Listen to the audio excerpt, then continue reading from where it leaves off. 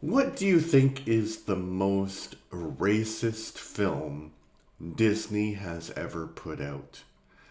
A lot of people are going to answer that question with Song of the South, and that is the more famous answer, but it's incorrect.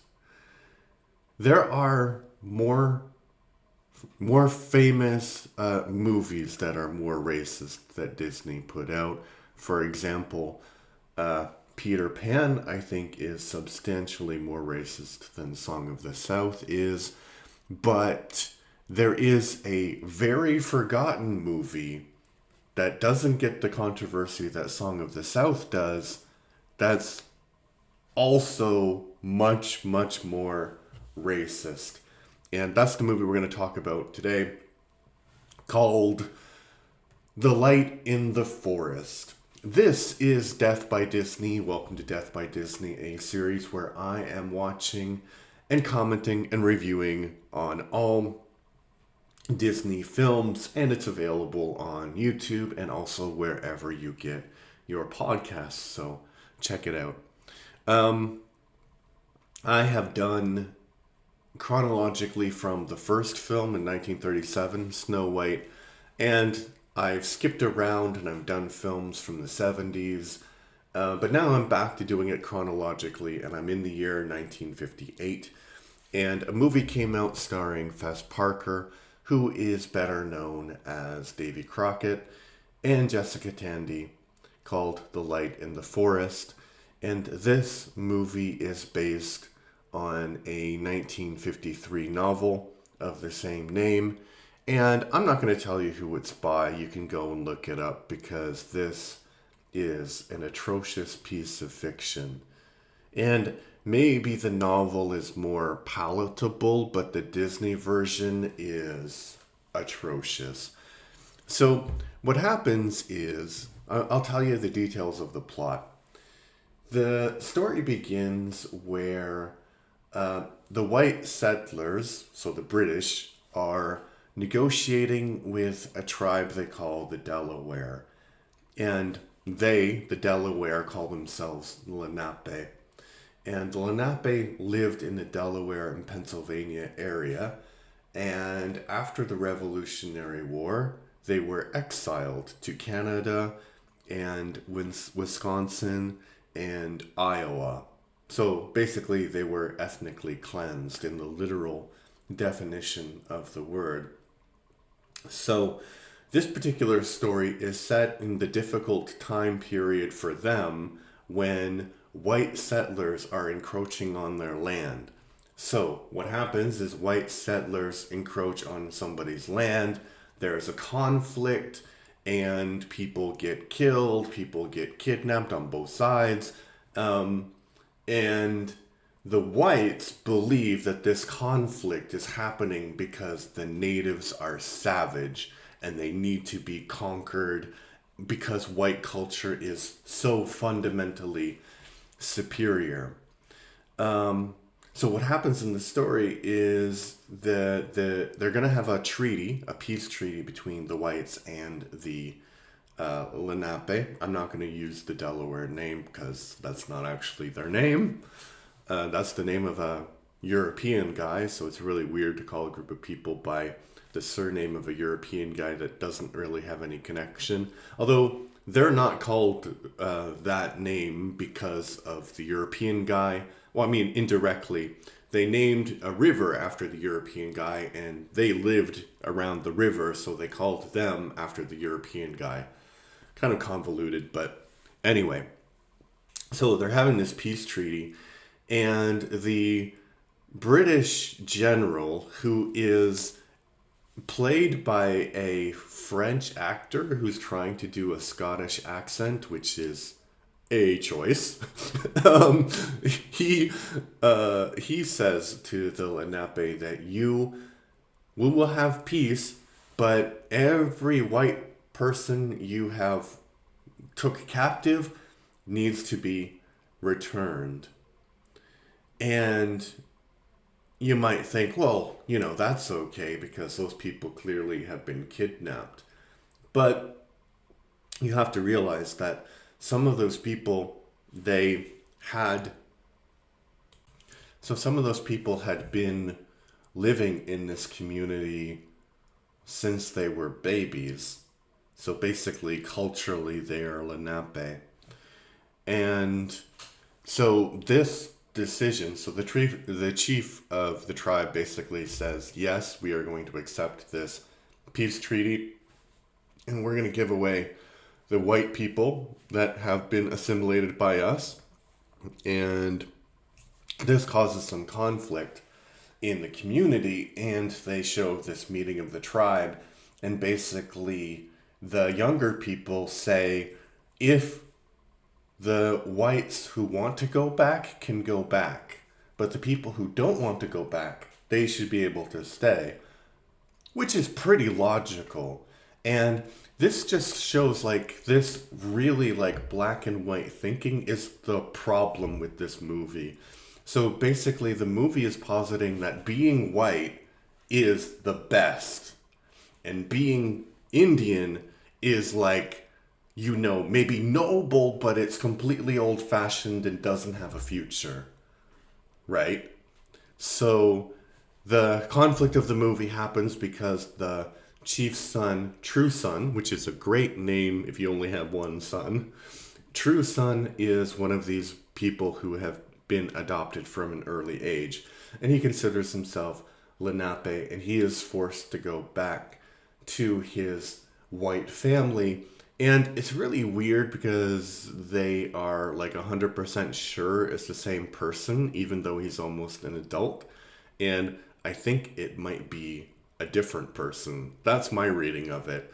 Because when he gets back to his white family, he doesn't speak English, or at least they automatically assume that he can speak English, right? So they start speaking English to him, and the mom has no warmth when her son has returned back. She doesn't really hug him. She says basically like, you need to say your name. You're not leaving this room until you say your name. Which is like she is treating him like a petulant child who has, you know, is refusing to do some chore or something, but it's not a chore that he's refusing to do. 80-90% of his life has been living in this culture, and you're just saying, oh, you have to throw that away now because you're going to live in the white society. Which, yeah, probably those two ideas are incompatible at that time. But the problem with this situation in this area of North America is that it was so black or white. And in other areas, like in South America, they didn't have, I mean, I'm sure they had racism, but there are still thriving native communities in South America. Not to say that there aren't native communities in North America, but to say that they're all thriving would be a understatement. Like in Ecuador, I think 80% of the population are indigenous. So that's not true in North America. And the reason it's not true is because you had this like, the white culture was saying we are automatically superior. And the Spanish, I don't even know why it's different, honestly, but it's different, and you can tell from the historical results. So that's not necessarily why this movie is so racist, though, because it is from 1958, so you do expect some racist stereotypes, and the movie is actually not that hostile to native culture when we're talking about like actual interactions with native people before the main conflict of the movie happens. It's much less racist in that regard than Peter Pan is, because the Indians in that movie, and I'm using the word Indians because that's what they use, they can't like speak normally. They're like a completely different color, like really bright red, except for the Indian princess who is very white, surprisingly. So really weird. So here's where it gets super, super racist. So as I said, True Son gets kind of kidnapped back into his white family, and there is a little bit of an adjustment period, and he is slowly being like reintegrated into white society. And some of his friends come and visit him, and one friend of his gets shot and killed by this white settler. We'll talk more about him in a moment. But then True Son and his cousin, they run back to the Lenape, and the Lenape are like, yep, that's it, we're going to go to war. And I honestly, I didn't watch the movie, the rest of the movie that I'm telling you about. I'm giving you a synopsis because it's just a piece of trash, basically. It made me so angry. So I'm telling you what happens so you know why I stopped watching it. So the white guy who kills the friend of True Son is this guy named Wiley. And he's not based on anyone real, historical, but the events they talk about really happened. So he's the leader of a vigilante group called the Parsons, and the Parsons were going around murdering Indians because they were at war with the Indians. So Indians were murdering white settlers and Parsons were murdering Indians, and it was a war.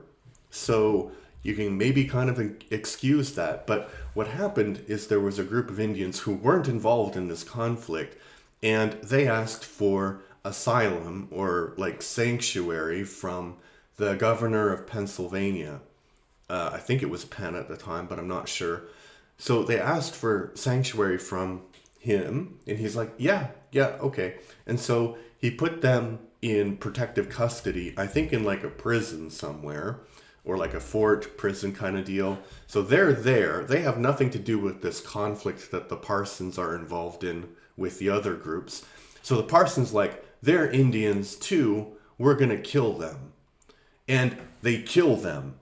They massacre them. It's a war crime, basically, but who cares, because it's before the concept of war crimes, and it's Indians, so it doesn't really matter in the long run because white culture is so superior. That's not the racist part, because the movie makes this guy into a villain. He is a villain in the movie, which is great, realistic, right? But at the end, there's this conflict that is started by that guy shooting True Son's friend. The Lenape want to get revenge because, you know, violence is a cycle and it never ends. So they decide that they're going to scalp 20 white people. And they do that and they can't get the number up. So there's some children, so they're going to do it to some children. And True Son's like, whoa, wait a minute, maybe we shouldn't do it with the kids, which is reasonable.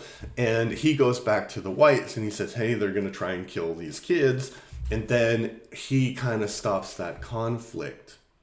And the very end of the movie, True Son shakes the hand of the guy who is responsible for this war crime. And that's it. The movie ends.